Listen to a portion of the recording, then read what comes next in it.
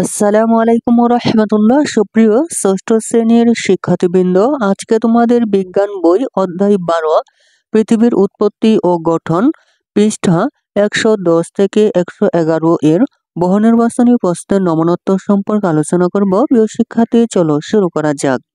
1 নম্বর বহুনির্বাচনী প্রশ্ন হচ্ছে, বাংলাদেশের কোথায় চুনাপাথর পাওয়া যায়? বাংলাদেশের কোথায় চুনাপাথর পাওয়া যায়? উত্তর হচ্ছে একের খ।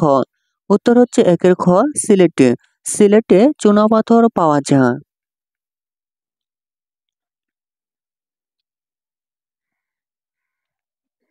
পৃষ্ঠা 111 বিজ্ঞান বই 2 নং বহুনির্বাচনী প্রশ্ন হচ্ছে, কয়লা ও পেট্রোলিয়ামকে জীবাশ্ম জ্বালানি বলা হয় কারণ এগুলো? উত্তর হচ্ছে 2 এর খ, 1-3। 1 নম্বর হচ্ছে জৈব পদার্থ, 3 নম্বর হচ্ছে জীবদেহ হতে তৈরি। জীবদেহ হতে তৈরি। নিচের চিত্র হতে 3 ও 4 নম্বর প্রশ্নের উত্তর দাও। প্রথম স্তর, দ্বিতীয় স্তর, তৃতীয় স্তর, চতুর্থ স্তর। মাটির বিভিন্ন স্তর।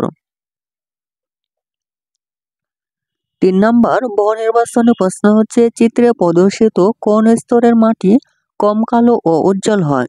উত্তর হচ্ছে খ। উত্তর হচ্ছে 3 এর খ, দ্বিতীয় স্তর। দ্বিতীয় স্তরের মাটি কম কালো এবং উজ্জ্বল হয়। 4 নম্বর বহুনির্বাচনী প্রশ্ন হচ্ছে, প্রথম স্তরটি গঠিত হয়? উত্তর হচ্ছে 4 এর গ, 2-3। 2 নম্বর হচ্ছে হিউমাস দিয়ে, 3 নম্বর হচ্ছে পচা ও মৃত জীবদেহ দিয়ে। প্রিয় শিক্ষার্থী, এই ছিল তোমাদের ষষ্ঠ শ্রেণীর বিজ্ঞান বই অধ্যায় 12 পৃথিবীর উৎপত্তি ও গঠন পৃষ্ঠা 110 থেকে 111 এর বহুনির্বাচনী প্রশ্নের নমনোত্তর। প্রিয় শিক্ষার্থী, পরবর্তী পর্বে আমরা সৃজনশীল এর নমনোত্তর সম্পর্কে আলোচনা করব। প্রিয় শিক্ষার্থী, সৃজনশীল প্রশ্নের নমনোত্তর পেতে চ্যানেলটির প্লে লিস্ট দেখতে পারো। প্রিয় শিক্ষার্থী, অন্যান্য সকল বইয়ের নমনোত্তর পেতে চ্যানেলটি এখন সাবস্ক্রাইব করে রাখতে পারো। ধন্যবাদ।